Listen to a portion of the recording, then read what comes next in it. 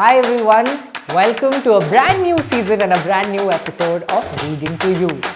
I bring you books that I have loved and devoured and enjoyed and reread in the hope that if you are somebody who's looking for better recommendations, who's wanting to engage with the written word, then hopefully my recommendations will be heard.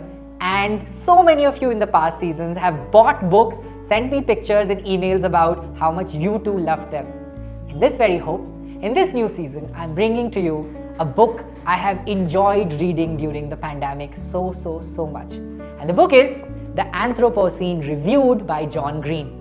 John Green is an award-winning, best-selling author of books and novels like Turtles All the Way Down, Fault in Our Stars, that was also a movie. And with his brother Hank, he creates a lot of YouTube content. He's also a YouTube creator.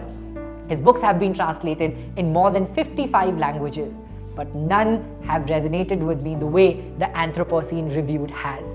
It's a very simple book. And what is Anthropocene? It sounds like a big word. Anthropocene is the age, the geologic age human beings, we are in and have shaped the ecology or the environment. So Anthropocene, in a technical way, as the author explains, is the proposed term for the current geologic age in which humans have profoundly reshaped the planet and its biodiversity. Nothing is more human than aggrandizing humans, but we are a hugely powerful force on Earth in the 21st century. This book is a very smartly crafted book. Smartly because he reviews different things from his life throughout the book in each chapter. From teddy bears to iPhone notes to sunsets to famous food that he gets in his hometown to his relationships with others. It's a very funny thing actually, this book. He reviews whispering, googling strangers. And what I mean by reviewing is literally giving them stars out of 5. How many stars out of 5 would you give to Monopoly as a game? Have you thought about it? If not, then John Green makes it easy. At first it sounds a very once in a while read sort of a book where you hold a book, you're like, oh okay, and then you go about it. But as I dug deeper, this beautiful book not only exposes John's perceptions, fears, challenges with mental health, his ability to craft beautiful imagery and give you beautiful quotes that he loves, but also help you understand your own understanding of the world. We're all the time reviewing things. I don't like this, I like that, that person doesn't have the vibe. We're constantly saying things without ever putting this person is 4 out of 5 or 2 out of 10.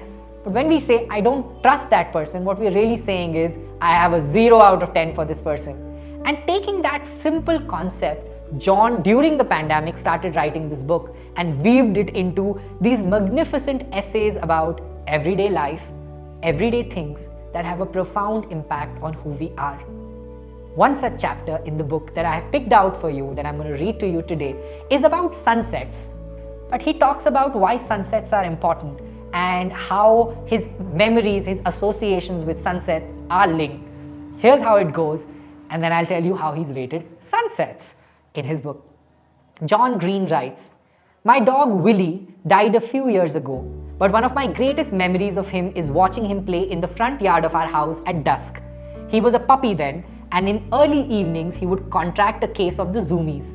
He ran in delighted circles around us, yipping and jumping at nothing in particular, and then after a while he'd get tired and he'd run over to me and lie down, and then he would do something absolutely extraordinary. He would roll over on his back and present his soft belly. I always marveled at the courage of that, his ability to be so absolutely vulnerable to us. He offered us the place ribs don't protect, trusting that we weren't going to bite or stab him. It's hard to trust the word like that, to show it your belly. There's something deep within me, something intensely fragile, that is terrified of turning itself to the world. I'm scared to even write this down because I worry that having confessed this fragility, you know where to punch. I know that if I hit where I'm earnest, I will never recover.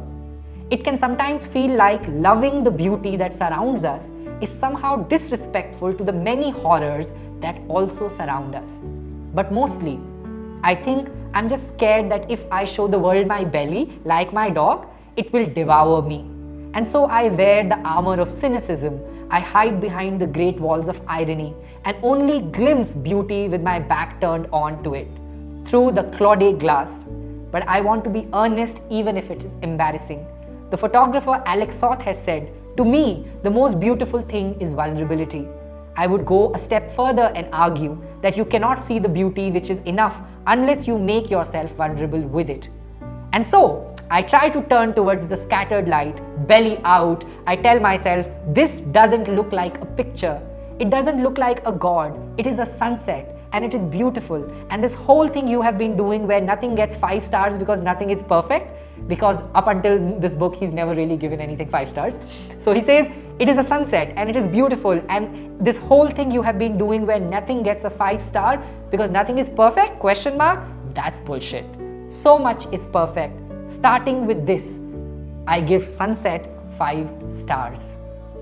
I love how John, in the very numeric value that he associates with something so intangible like a sunset, allows us to step into his world, meet his dog Willie, understand that how exposing your vulnerable side is exposing your belly.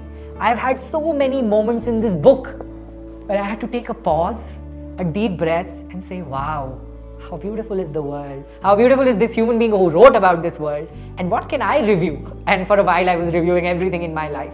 But wherever you are in your reading journey, early on, later on, I highly recommend the Anthropocene reviewed, because it's not just about John Green's world, it's about our collective world and our ability to rank, to appreciate, to celebrate things that we often pass by.